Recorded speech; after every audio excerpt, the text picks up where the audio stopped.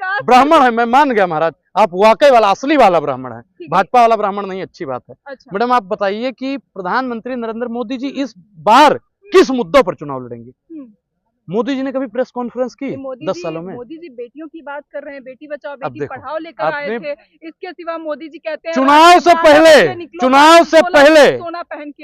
से पहले बेटी बचाएंगे और चुनाव जीतने के बाद में बलात्कारी को बचाएंगे। देश की आप बेटी हैं।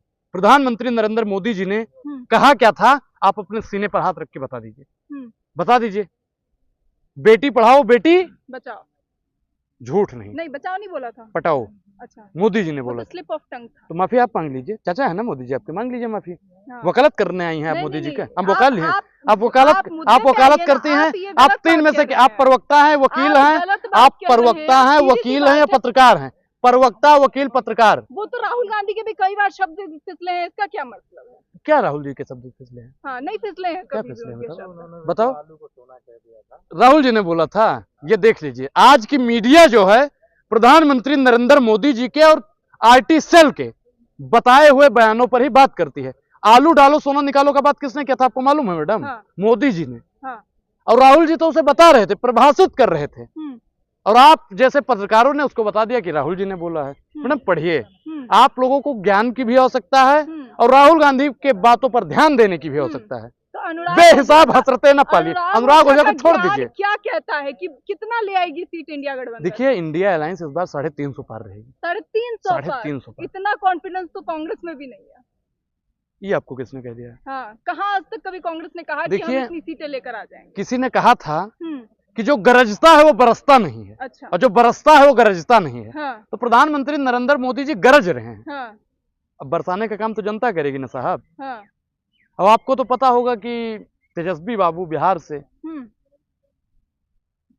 गोवर्धन उंगली रुके इंद्र का नीर। हाँ। और उसका कोई क्या बिगाड़े जिसका मित्र अहीर। तो अब तो महाराज इनका बेड़ा वैसे ही पार है। अच्छा, आपको अपनी तो जैसे तैसे। हाँ। लेकिन आपका क्या होगा मैडम? हाँ। आपका क्या होगा अपनी बताइए। और मोदी जी का क्या होगा?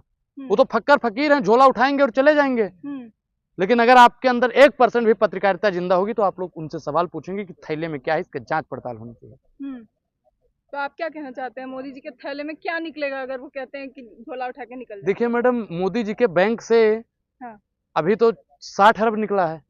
अब मोदी जी के प्रधानमंत्री फंड को उससे पता नहीं कितना अरब निकलता है, और उनका जब थैले की जांच पड़ताल होगी तब कितना अरब निकलता है, ये ना आपको शायद पता होगा, ना अनुराग ओझा को पता होगा, ना इनको पता होगा। अरविंद केजरीवाल की गिरफ्तारी को आप किस तरह से?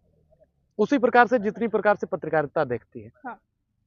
किस तरह से? आप 161वें नंबर पे पहुंच गए, फिर भी चापलूसी करना बंद नहीं किए। हाँ। आप लोग 161वें नंबर पे पहुंच गए, पत्रकारिता का स्तर 161 वाले नंबर पे पहुंच गया, फिर भी आप लोग चरण चंबुकम करना बंद नहीं किया। आज आप लोगों को सवाल पूछना चाहिए प्रधानमंत्री नरेंद्र मोदी से और कमजोर बुजदिल प्रधानमंत्री से।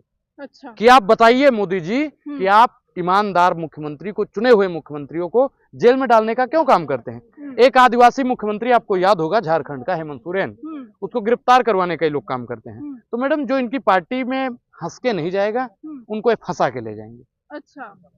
एक कहावत भी आपने एक मूवी में देखा होगा, हंसी तो फंसी। हाँ। तो इनके उसमें है कि आपने अगर इनके विचारों पर बात नहीं की, इनके बताए हुए रास्तों पर नहीं चले, तो इनको आपको फंसा दिया जाएगा। फंसाने के बाद में भारतीय जनता पार्टी की सदस्यता दिला दी जाएगी, फिर आप सदाचारी हो जाएंगे। आखिरी सवाल ये कि क्या आपको लगता है कि बीजेपी पर भी अरविंद केजरीवाल की गिरफ्तारी का असर पड़ेगा? बिल्कुल। मोदी जी ने इतिहास की सबसे बड़ी गलती को दोहराने का काम किया है। आपको याद होगा, गांधी जी विदेश में थे, उनको टीटी ने धक्का दे दिया था। विदेशी हुकूमत से भी लड़े और विदेशी लोगों को भारत से भगा देने का काम किया।